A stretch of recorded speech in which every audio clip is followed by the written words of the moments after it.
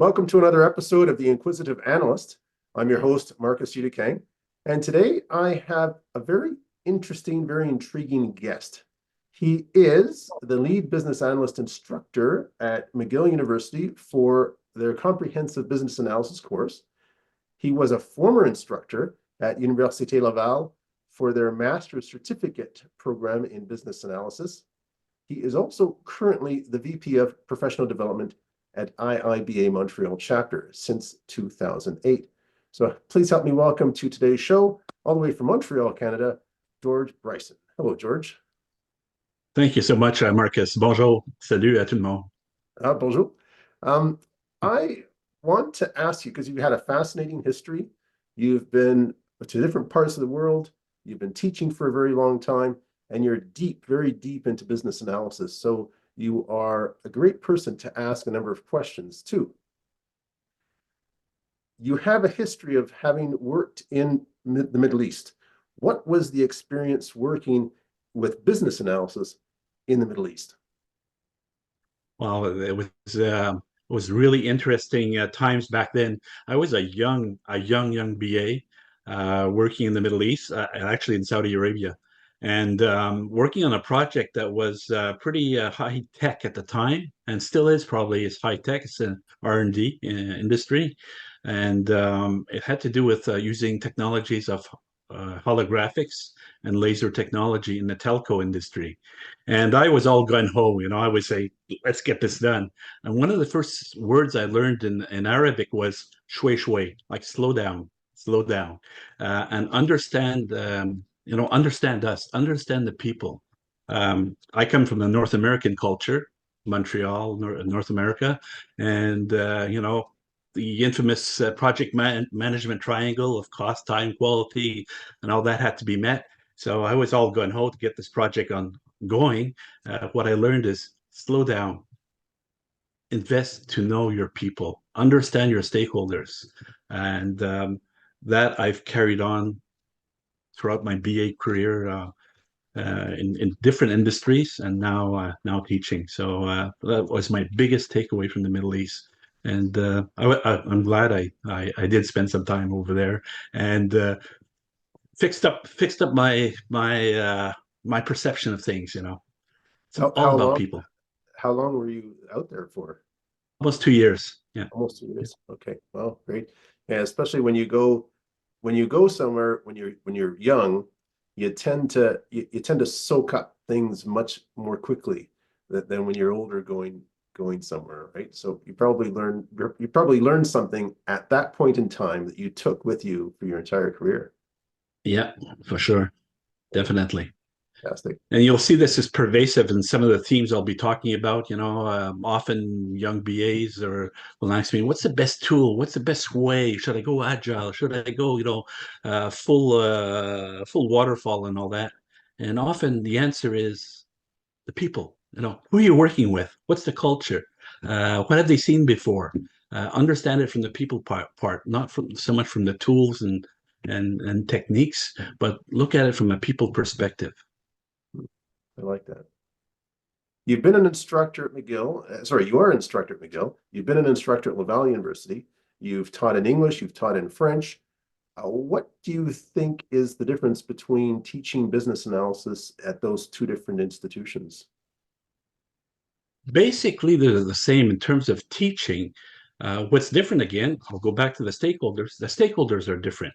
If you understand, University of Laval is in Quebec City, very homogenous population, 97% French speaking, a government town. It's the capital. It's the capital of the province of Quebec. Therefore, government jobs. So you have that mentality, more of governmental town, like a little bit like Ottawa is, and I guess Washington D.C. or other capitals of countries or states or provinces. So that again, that's introduces some interesting dynamics in terms of the stakeholders. Montreal, vastly different, multicultural, not a government town. Capital is not Montreal, so therefore the industries are different. Aeronautics are really big here in Montreal. Pratt & Whitney, Bombardier, Airbus, CAE simulators, Bell Helicopter. You have the pharmas, you have the banks, are in Montreal. So there's a different mindset. The culture of the people wanting to join the ranks that are transitioning into the world of business analysis is a little bit different because where they're going to land are going to be more non public sector type jobs. So therefore, the examples, the context is a little bit different. So and more international culture also in terms of population here in Montreal as opposed to Quebec City. But in terms of the techniques, of course, you know, a use case is a use case, and a user story is a user story, and whatnot. But it's the people again. Goes back to the people, to the stakeholders. Interesting. I've been to Quebec City and I love it. They've got a beautiful ice contest there in the wintertime and lots of winter sports to do. So I love that city. It's just splendid. Quebec City is fantastic. Its culture, its history. You're walking into the old world. Yeah. Great food. The carnival, the winter carnival. Yeah. The summer is the festivals. Beautiful, beautiful, beautiful city. Love The love Quebec City. the Vue Quebec. I'm just trying to remember now. They have the ice hotel there. Yes, yes, yes. Okay. Outside of Quebec City as such, but yeah, beautiful. You can stay at the Ice Hotel. It's an actual hotel, Yeah, and yeah. yeah, quite good, Oh, nice. quite good. Splendid. Splendid. Now, as I mentioned before, you've taught in English, you've taught in French. You were also involved in the French translation of the BABOK. And Yes, what was that like? that was a beautiful experience. First thing I have to say, you know, IIBA, it stands for International Institute of Business Analysis, and I always say we have to bold the I in the first I, which is international, and the best way to do that is translations, not only French but into other languages. So in discussions with people like Delvin Fletcher, who's the president of IIBA, or Jeff Roth, who's the CMO, I've kind of coined the statement. Hey, we have to do a better job in bolding that I, not only for French Canadian, but for Chinese, Portuguese, and Spanish, and other languages too. So I had the opportunity to work not only on BABOK translations for V2 with some awesome folks like Yves Nicole and Christine Beaulieu from Quebec, and also from Switzerland and from France, Cédric Berger, working on V2 translations. V3, the BABOK, the present version of the BABOK, which came out in 2015. We did that with Yves Nicole, Harold Arsenault from Quebec City, our sister chapter in Quebec City. Worked really hard with them on that, and lately, like in the last couple of weeks, with Patrice Bourgeois from our Montreal chapter, we've translated the BA standard, we've translated Be Nimble, and we're working on some other stuff right now for the ECBA certification, which has been translated, and it's undergoing some changes it So that's was a great experience in really rendering the I in the international, adding the different languages. And right now, a lot of the assets that IBA have put out in the last couple of years are, I know that's been out in Japanese and Chinese and Portuguese, not only French Canadian, also standard French, European French, or African, the other side of the pond French. We call it standard French versus French Canadian French. So yeah, it was a great experience as a volunteer, working with other volunteers on this small planet of ours. Splendid.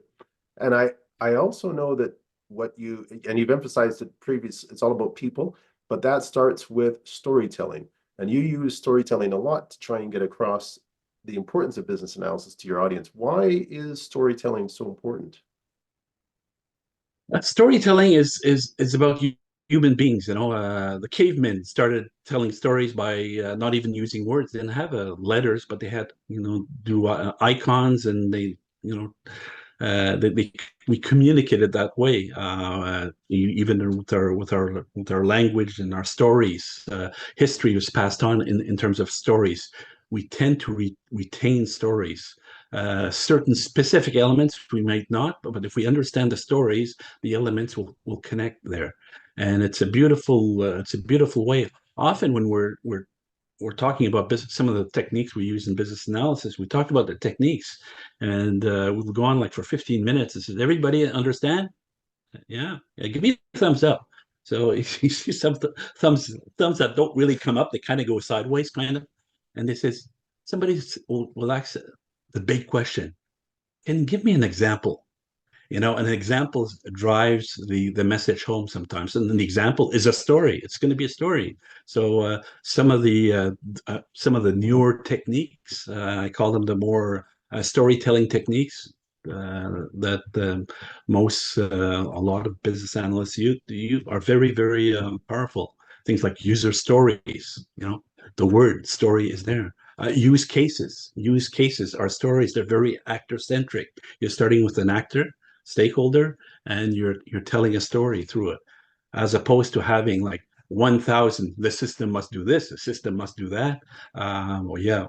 What will it look like? I don't know. I don't have like connect the dots for me kind of thing, and that's what makes it so powerful. These telling stories. And one good story, I think, is about how people can join the IIBA chapter. In your case, Montreal, you mentioned Quebec as well. How can someone get involved in Quebec in their local chapter?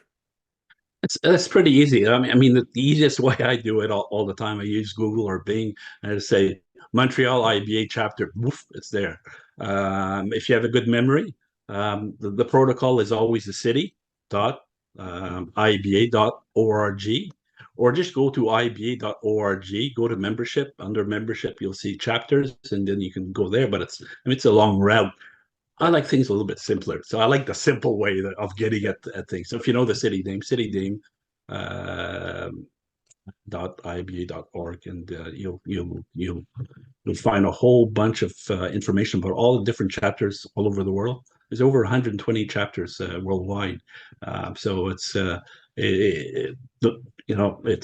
interesting to look at some of the other chapter sites. Some of them I can't understand. They're in different languages and whatnot. But it's interesting to see the dynamics of what's happening in other parts of the world too, in from our view, from our profession. Nice. And I would assume that IIBA Montreal, like any big city, is probably one of the larger chapters in Canada, I would suspect. It's a quite a large chapter. We have a lot of members. We have ongoing sessions each month. We have study groups. We have annual conferences and things like that. A lot of the other chapters do also. We also do joint ventures with sometimes with some of the universities, sometimes with our sister chapters, especially Quebec City and Ottawa, where we have the Project of the Year award called the Grail Award. I think it's into its 12th year. So locally, even locally within 3 chapters, joining up together, this partnerships, alliances can become very strong. And working with volunteers, we're all volunteers. So it's fun because when you're dealing with volunteers, you're dealing with people of passion. So it makes it super interesting. And I would suspect it's in both English and French, or just English. Yeah, English and French. Yeah, in both languages. Montreal is a quite bilingual center. Most of our sessions are in French. We do cater more in the French, but a lot of the Anglophone speakers here are fully bilingual. And again, certifications other than the ECBA are only offered in English. So sometimes when people need they want to acquire higher levels of certification via the IIBA. Example, the CBAP or the CCBA, those are still only available in English right now. So even our study groups, we do them in mix English and French, because some people want to sit for the CBAP or the CCBA exam. Same thing for the other specialized certifications like the cybersecurity one, or the product owner, or the data analytics, or the agile certification. Now they're only available right now in English. Okay, that's good to know. That's good to know. I've looked at some of your documents, and one thing that you like to emphasize is the bicycle as a metaphor for business analysis. You've got this hub and spoke model. So can you explain more about this metaphor? Yeah, I think the best way to do this is actually see an image. I always say like be visual, like get Yeah, away from the words and be yeah, visual. We tend to empathize more with a visual object as a hearing just words. So I'll just yeah. share my Sure. screen here, Go and we'll ahead. see what we can What we can do. what we can do here. All right. Look at that. Oh, there's the bicycle. So So, it's let's start my story here with a bicycle. It says okay. metaphor for doing business analysis. And the thing I want to stress here, even though I said a couple of times business analyst as a noun, it's really about doing business analysis, IS, which is much more important and much more global in reach and in scope. So again, using a bicycle, which is a fairly complex vehicle. It's three-dimensional dynamic object. I chose something that was dynamic as opposed to a lamp or a table or a chair or something that didn't move, a bicycle. Um, and also, we'll be looking at it from two different perspectives. From somebody, example, wanting to orient themselves in different facets of doing business analysis, because there's different threads or different paths that we can take, and also looking at this from a project perspective.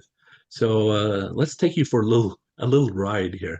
So we have here the front part of the bike. We have the handlebars, probably the most important part. Horizontal axis, we're turning it, giving direction, and also control of the gears. You don't see the gear selector, but there's gears on the back here, and that's controlled on the handlebars. Then you have the front wheel with its spokes, and we'll be talking about what are these spokes in this front wheel all about.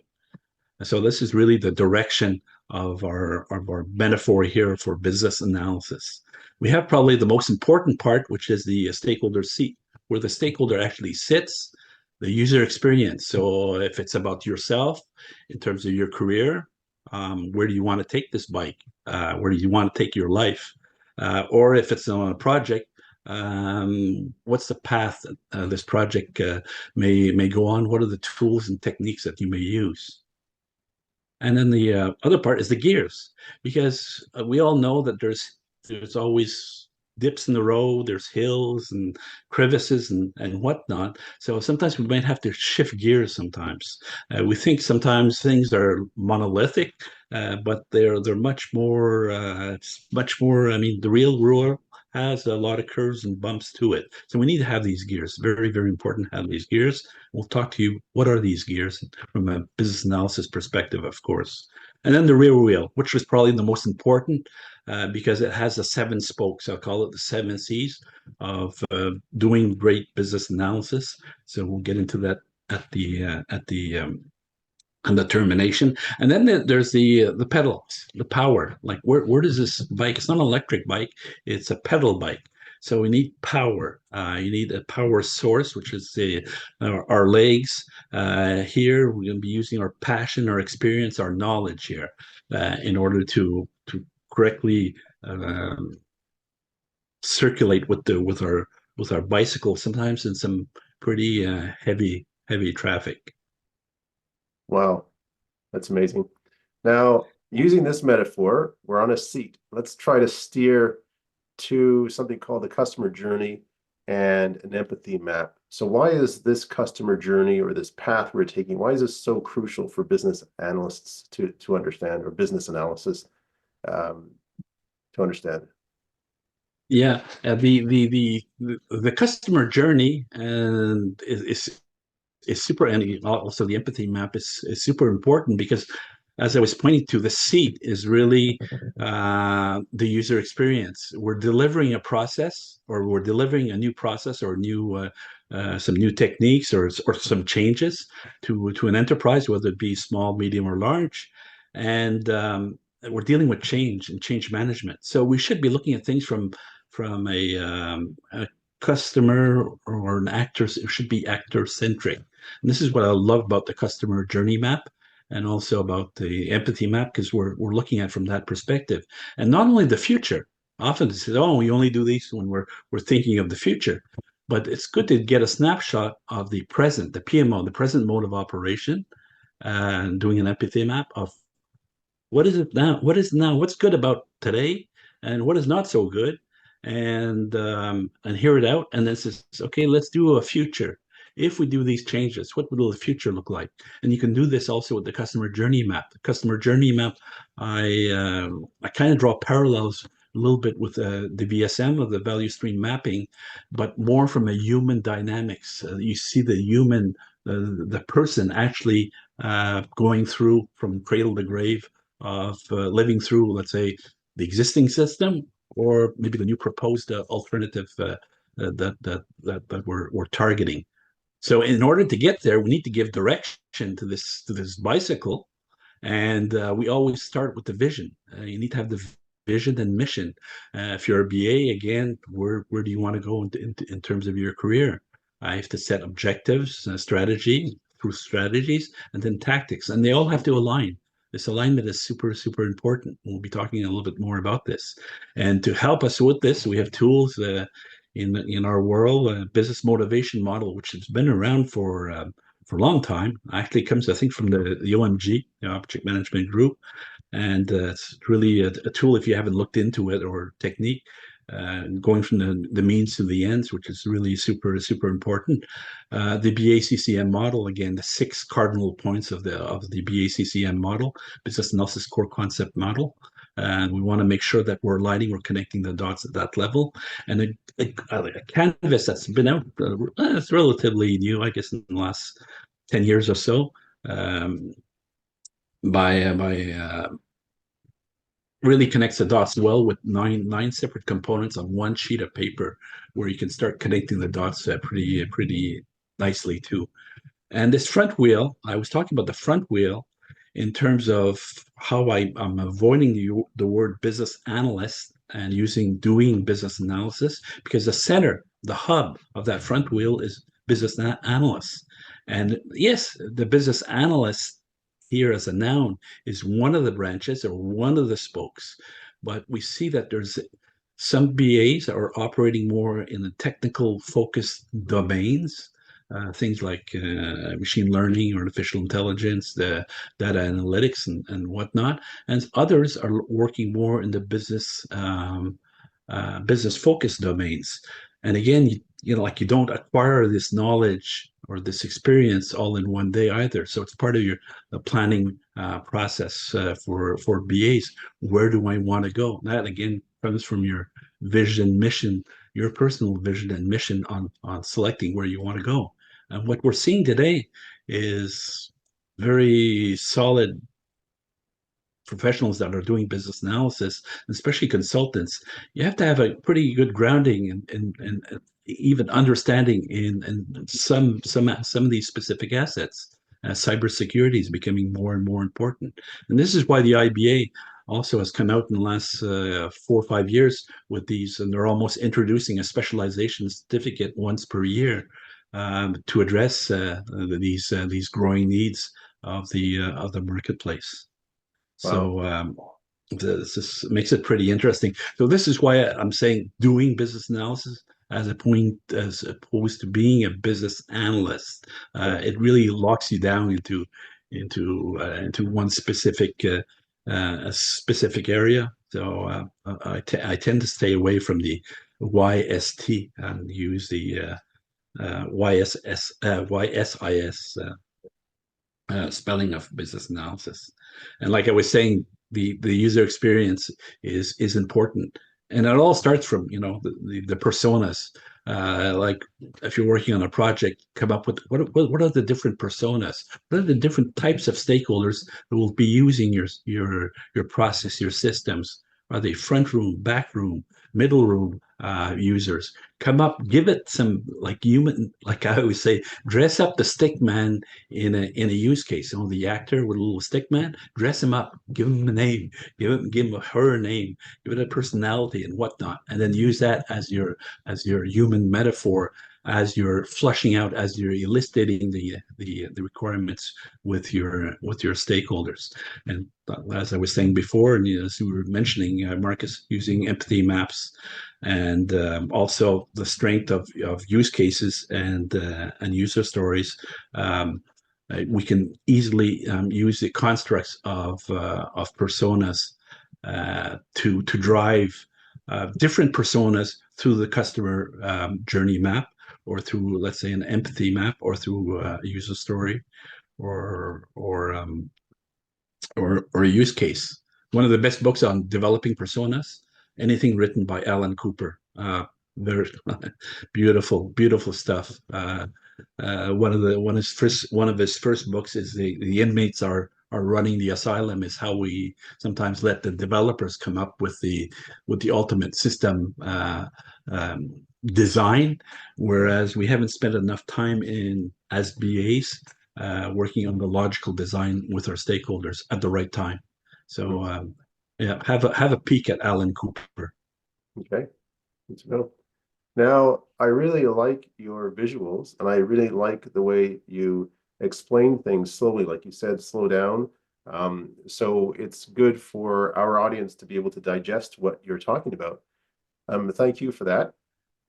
I know also that business analysis emphasizes competencies, and in the first diagram you showed, we saw the 7 spokes. Can you elaborate more on those 7 spokes and how they relate to competencies?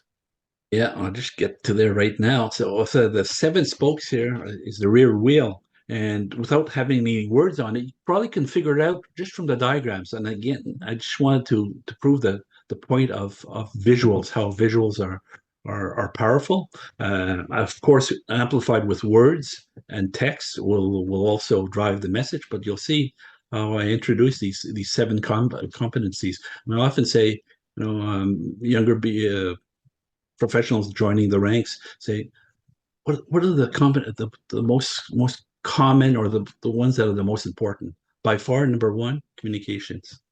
We're faced with often chaos. We're joining a project. What we need to do is simplify, decompose, prioritize, and be guided by the Pareto principle. Again, communications is not about talking, it's about listening, a two-way conversation. We have 2 ears, we have 1 mouth, we should be listening twice as much as we're talking. And we need to elicit requirements. I never use the word gather. It doesn't exist in my vocabulary in English or French. But we elicit requirements. We discover requirements. We explore. We seek out requirements. Or I like the Suzanne Robertson, in their approach, mastering business analysis. They call it trawling for requirements. And also, language, body language is important. To read body language, sometimes the words are, and what's being said or even written, sometimes is not congruent necessarily with the body. So again, seek that congruency ounce, and when there's not, then ask those questions. And that's all, equates to active listening, using text, using tables and models and prototypes and sketches and scenarios and stories, of course. So that's the first C in terms of communications. The second one, probably my favorite, is curiosity. Often people say, what's the big difference between a PM and a BA? It's probably the sense of curiosity. BAs have to have a heightened sense of curiosity to ask the questions. Why did they say that? Why didn't they say that? Why, when somebody mentioned something, everybody looked down at the ground or whatever? So again, you're interpreting the body language. So curiosity, that sense of curiosity, is super, super important. Tools, can use the 5 W's, the 1 H's, who, what, when, why, and where. Also with the how. The 5 W's, asking why. And I always like to use this expression from Michael J. Fox, actor from Back to the Future. He said, "Curiosity may have killed a cat, but it saved my ass." And as a BA, asking that silly question right at the end of a session sometimes is just, this might sound silly, and all of a sudden everybody peeks up and they say, "Oh, a good thing they asked the question because I wanted to ask the question, but I was too scared." So, but as BAs, we have to be that sometimes that little bit of a agent provocateur or instigator sometimes to really flesh out the real requirements. Once we have those requirements, it's one thing to have those golden nuggets of knowledge, all the what if, the system must do this, system must do that, but to connect the dots, to really connect the dots. How does it relate to the business rules? How does it relate to risk? How does it relate to value to the customer? So that's the relationships, connecting the dots. And then we look for patterns. Are there certain patterns that are evolving? Maybe in terms of reusability, even maybe on other projects. Can we reuse maybe certain concepts here? Maybe we don't have to reinvent the wheel here. So looking for those patterns really, really important. And talked about connecting the dots, talking about aligning from the pre-project feasibility study to the business case, all the way into the project itself, tactics into organizations, and traceability in terms of the requirements hierarchy, connecting the business rules, assumptions, risks, dependencies, and of course, probably the most important part, why are we doing this project? What are the benefits? What are the value? And value from the customer's perspective here, once again. So that third C, connecting the dots is so important. Synthesis, the analysis part, really, really important. Fourth one, creativity. Again, be creative. The same diagram that you saw on the previous page with the dots. I says, is there a way I can retain this information? So creatively, I start joining the dots. Hey, I've got a cat. Well, no, every time I have that cat image, I know there's 12 points or 16 points. Sometimes it's a better way to retain some of that information. Use colors. If you're using post-it notes, post-it notes come in all sorts of shapes and colors. We tend to use, I don't know why, yellow. Everything's yellow. Everything's written in black. Vary the colors. You see in these slides here, to increase the engagement factor, use icons, colors, and whatnot. Again, the Bono hat technique of looking at things from different perspectives, wearing different colored hats. So, what must be done, or asking the questions from the opposite perspective. What happens if we don't do this? Kind of thing. So sometimes that will flesh out some elements. Construct prototypes sooner than later, even if it's it's a high level sketch. Doesn't matter. It'll start engaging your stakeholders and getting feedback sooner than later. You don't want to spend 2-3 weeks and then say, I think I know exactly what they want, then come back with a nice flashy, well constructed prototype, but doesn't really meet their needs. So start simply. Again, using that word simply, and build on it from feedback from your stakeholders here again. Role play, do simulations, and basically thinking outside the box. These slides, this presentation, this is part of a presentation I was doing to the global French community. This presentation, when I started doing it, I took a sheet of paper and I started doodling on it.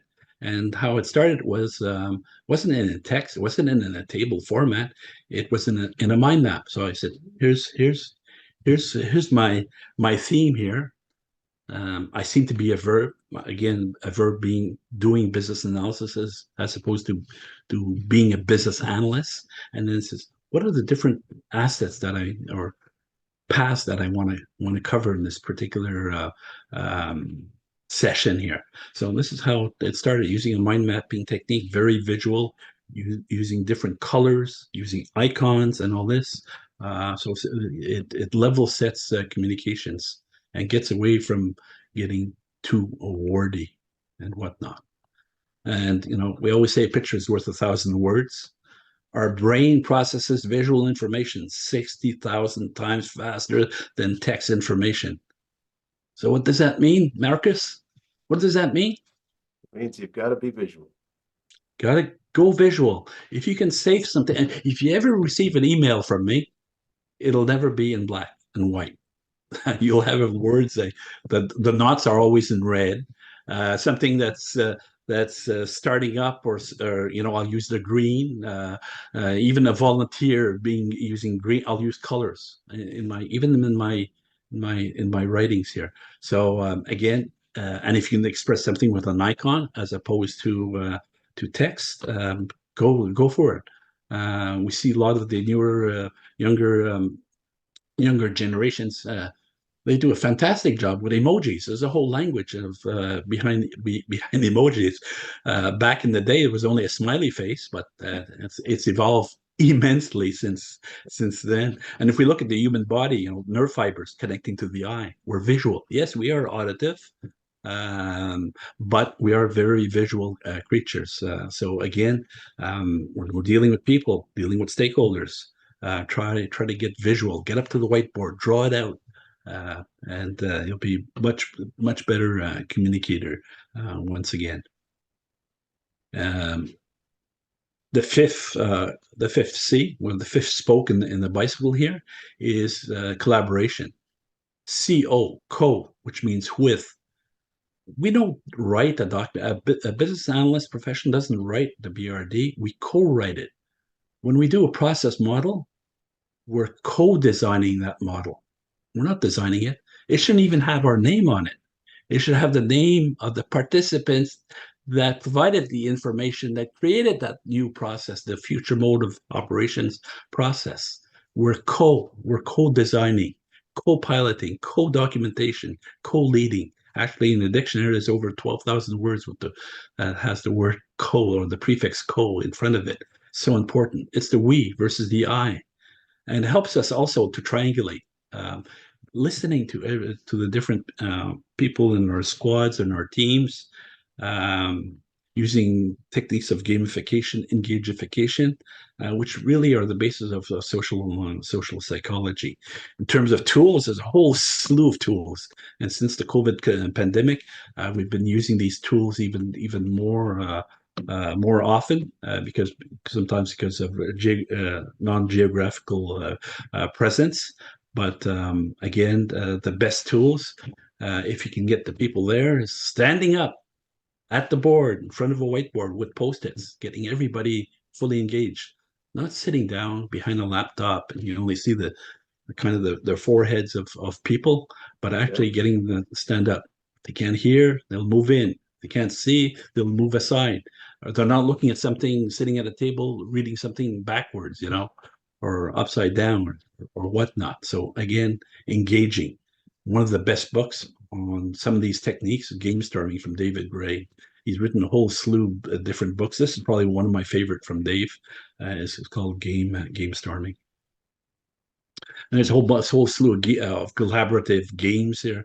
I think we've all heard of Lego Serious Play, but you want to, need to get work done to deliver value, and we need to be on time and quality and customer satisfaction and all that to attain a goal. But if we can turn it into kind of a game and have some fun and even ease off on some of the language, and this is what some of the agile with a small a is doing, using some of the words that are more natural as opposed to being more techie, and you will be much more successful as doing business analysis. So finding that sweet spot in collaboration, and there's a whole bunch of different techniques that can be used, and always estimating using t-shirt sizing.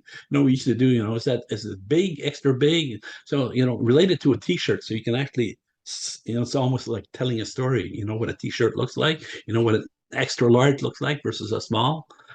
So we can relate to that. Thumbs up, thumbs down. Are you for or against? Give it thumbs up, thumbs down. Planning poker, using street lights and whatnot. A Lego Serious Play, again, getting people involved, being creative, thinking out of the box, working in teams and collaboration. Very, very powerful too. And there's a lot of great books on gamification, collaboration, visual collaboration books and gamification. So just tease your curiosity, your second C here again. And then conceptual thinking, so important. Conceptual thinking, especially for strategic BAs. Sometimes we have these models that we use that can be extremely formal. There'd be business process modeling and notation, UML, IDEF, DMN, CMMN, different models. I use these models. Often I break the rules. I'll always side to communications, lighten up maybe on some of the finesse of some of the notations. You know, an example, we do a lot of BPMN, but I won't use all the markers. I mean, the BPMN spec itself is like 573 pages long. No, we have to render. I mean, use the best of these tools and communicate well. And then there's all the informal conceptual thinking that we can do. Sketching it out, drawing it out, doing a mock-up, of a screenshot. Not that we're designing the screenshot, we just want to get the ideas out. So using this, doing a sketching technique, breaking out your a large group into teams or squads, having them work on different components will help out flesh out some of the requirements. One of the best books on this is Dan Rome. On the back of the napkin. If you haven't read it, you have to read it. Everybody is a drawer. A lot of people give this lame excuse. I can't draw, so I'll never be good at this. Everybody can draw. If you can draw a star, you can draw a stick man for a UML, for a use case diagram. It doesn't get that complex where we're not asking people to be Picasso's here. So yeah, conceptual thinking. And the last one, the last item is I'll just go through this here, is being customer centric. So I'm always closing the loop here on the spokes in this rear wheel. Customer centric. Remember who we're doing this from. It's for the customer. So almost going back to the first story that Marcus asked me about, what was your biggest takeaway from working in the Middle East? It's the customer, it's the people. So they are king. They are king. So we have to. Is it the vision? Is it the mission? Are they lining up to deliver value to your customer? So understanding the people. Maybe working with the persona, developing multiple personas, and then testing it out. Using user story, the construct of a user story as the next word it would be your persona. So as a product owner, well, as a product owner whose name is Debbie, then give it some a human dimension. Same thing for use cases and value proposition canvas, VPC. You see the square. You see the value proposition, like the business. What is the business delivering to the circle, to the customer, the pains and gains, that their face. So again, being customer centric is so important, and that's the last of the 7 C's in the spokes. If you master all these, you're gonna have a great time as a BA or doing business analysis. It's gonna take a while to master them, but that's amazing. Thank you for the visuals as well. And one thing I think on the first screen you showed of the 7 C's, I saw the word simplify, simple. And why is it so? I mean, sometimes it's obvious to many of us, but for those who it might not be so obvious to, why is being simple so important for a business analyst or in the field of business analysis? It's key. Often when you step into a project, and even from a customer's perspective, this is too big. I don't know where we're going to start with this. It's just too big, and just throw up your hands. And the BA said, well, let's look at this.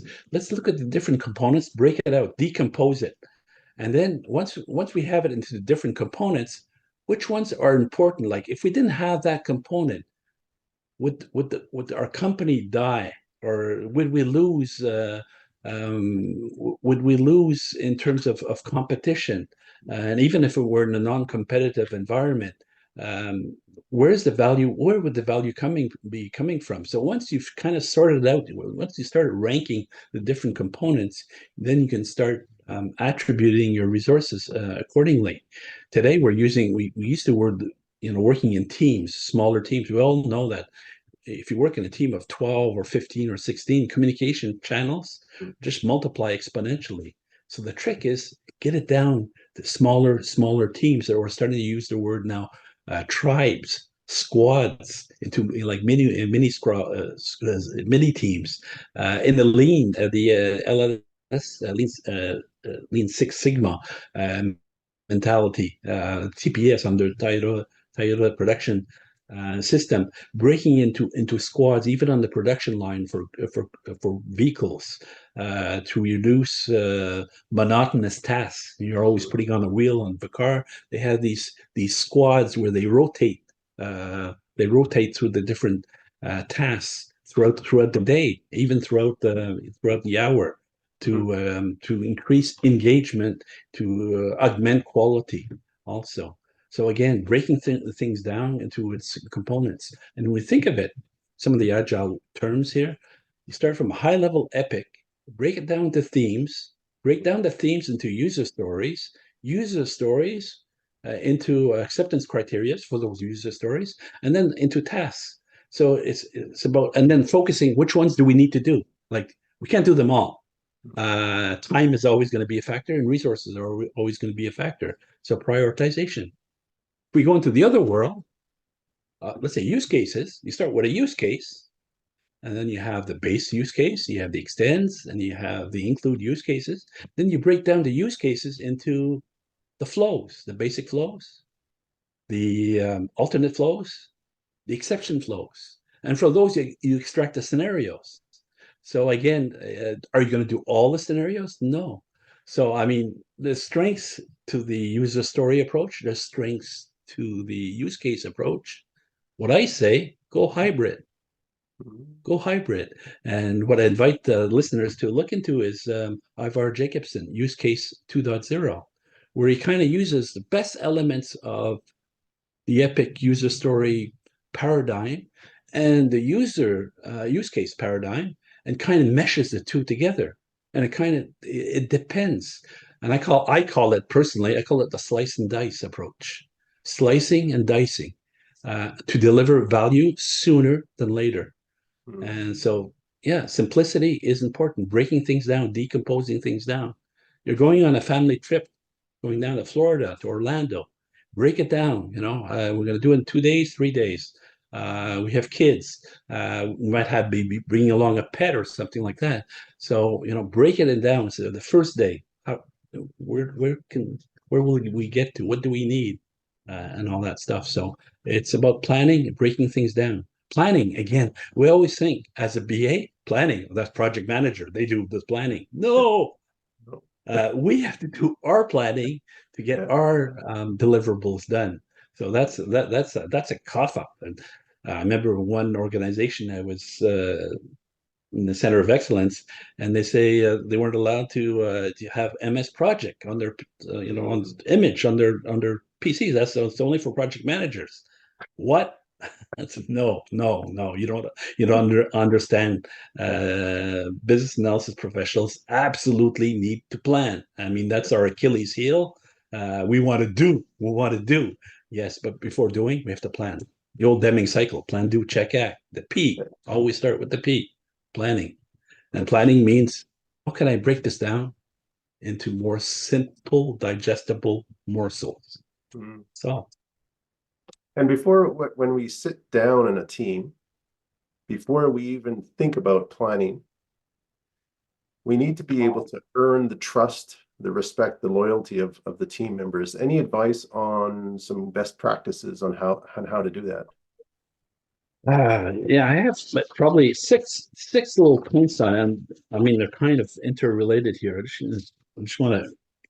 don't want to miss out on any of them. So I'm just going to check my little notes that I scribed.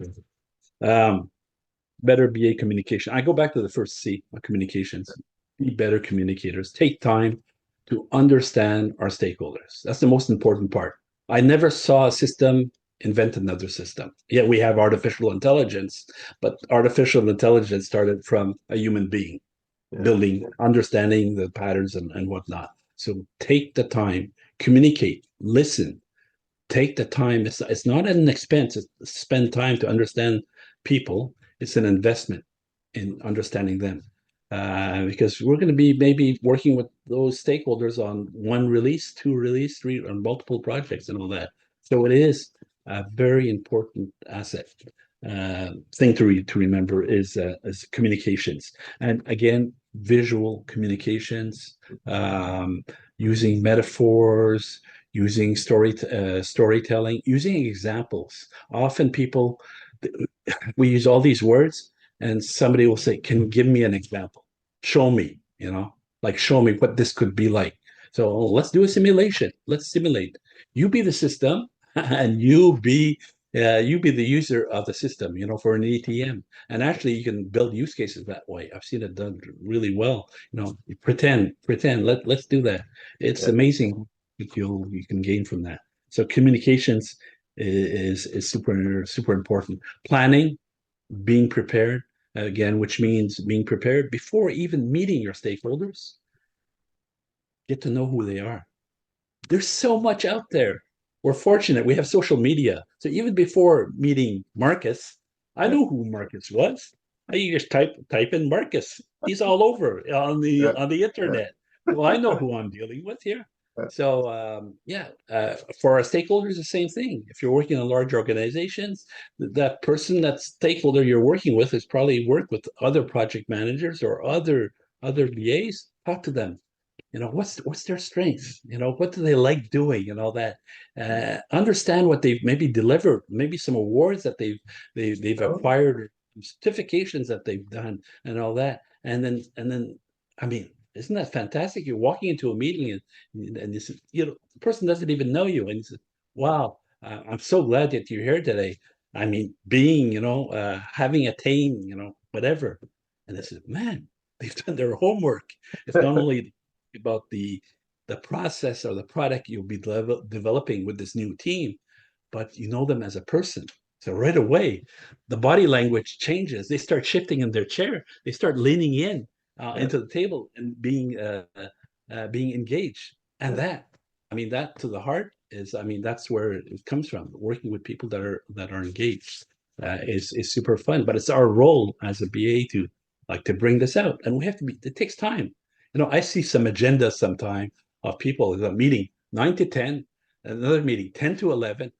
How do you go? Even if you're on a Zoom call, how do you drop off at 10 and then join another one at 11? You have to leave a gap of time. You have to get ready. You have to pull up the document before or something. Doesn't make sense. So I often ask for young VAs, show me your agenda. Doesn't work. I said, what do you Yeah. mean? Look, there's no gaps in there. Is that? You're not taking time to plan and prepare. So Yeah. plan, prepare, in order to be to excel. And the feedback, getting feedback sooner than later. Use these words. Work in iterations, work in increments. Be adaptive, because you're going to get feedback quickly. Adapt, listen, quickly adapt. Get something out sooner than later. Don't wait to get like a 300-page document to be read by your stakeholders and say, um, does it have everything that you want? Start slowly, increment, be adaptive. And the other word that the IBA now are using, and I think it's pretty neat, because we kind of think we overuse the word agile Mhm. too much, is the word nimble. Be nimble. So be a little bit more nimble in your approach too. So iterative, incremental, adaptive, and be nimble. I think these are super important things to retain when we're working on some things. Sometimes we don't have a choice. Sometimes we're working in large organizations. They have this template that has to be filled in. You have all these boxes, and you have to check off all the boxes and all that. And say, holy smokes! And so we have to go through the loops of that. Sometimes you can get around those and work with your project managers, and maybe uh, try to bend the rules a little bit. But once everybody understands, it's for the good of the ultimate customer, because you're delivering value. You're not swimming against the current here. You'll be successful, and your team will be happy. Your squad will be happy too, because you are taking some chances once in a while, but it's working out, and the customer is happy. So I mean, those are some key things to retain. And probably the last point is seek sign off. So even if we're working on a whiteboard, coming up with a conceptual idea and all that, I'll state right at the beginning of the session, at the end of this brainstorming session and all that, I'm going to seek sign off. So even though we're working with post-it notes, we're sticking them up on the board, we reprioritizing them, probably doing an affinity diagram or whatnot. I'll ask them, my expectation is that we all get up to the board, I'll pull out a red marker, red, because we're signing in blood, and we'll sign up on the board. We're all buying into this. It's the result of our work for the last half hour, 15 minutes or whatnot. And once it's on the board, take out your iPhone, your Android phone, click picture. There it is. So thank you very much. Fantastic job. Seek feedback again, and feedback not at the end of the project. Maybe at break. Get post-it notes. Anything you liked about the session or you didn't dislike, there's a line on the back of the door, left side, what you like, things that you want to improve for the next 15 minutes, next half hour, next half day. So again, even in our process as BAs, we want to refine and improve also, and adapt to our group and our team. And the last point, Marcus, is invest in yourself. As BAs, invest in yourself. Take time to understand some of these new technologies coming up, cybersecurity, AI, quantum computing, these new certifications that are out also, as we're on our path, we're continually learning path. Even at my ripe age, I completed my CPOA last year, 2023, from the product owner analyst certification. Also completed another course in psychology, virtual course from Yale. So again, that human dynamics is so important. You can, there's a whole bunch of webinars on the IIBA have some fantastic webinars on the web. So just Google and you can, any topic under the sun you can find. So again, let your curiosity, your second C, really work for you, and seek out the information. It is there for sure. Nice. It's been amazing talking to you, George. You're a storehouse of knowledge. I just want to stay here and ask you more and more questions, but obviously we're in a time frame. Last question of the day. If anyone wants to get in touch with you out there in cyberspace, how can they do so? Probably the best way is right through the Montreal chapter. So if you go to the Montreal chapter, you'll see my picture, my name. You can click on it, or just write to me directly. And of course, you're welcome to join me on LinkedIn. LinkedIn is probably one of the best professional networks out there. So just go into LinkedIn, say that you heard me on this podcast or this webcast, and I'll be more than glad to be your friend, and then follow you for the rest of your life as you become a BA, senior BA, an architect, a CEO of the companies that you're working for or with or leading. So it'd be always fun to see the progression that we make in our careers. Beautiful. Well, thank you again for being a guest on the show, George. It's been splendid hearing about your history, and I'm sure that there's a lot of BAs out there who can pick up a lot of good items, a lot of tools and techniques, and a lot of good storytelling from you. So thanks again for being on the show. Been great sharing, Marcus. Have a great day. You too. Have a great day. Bye.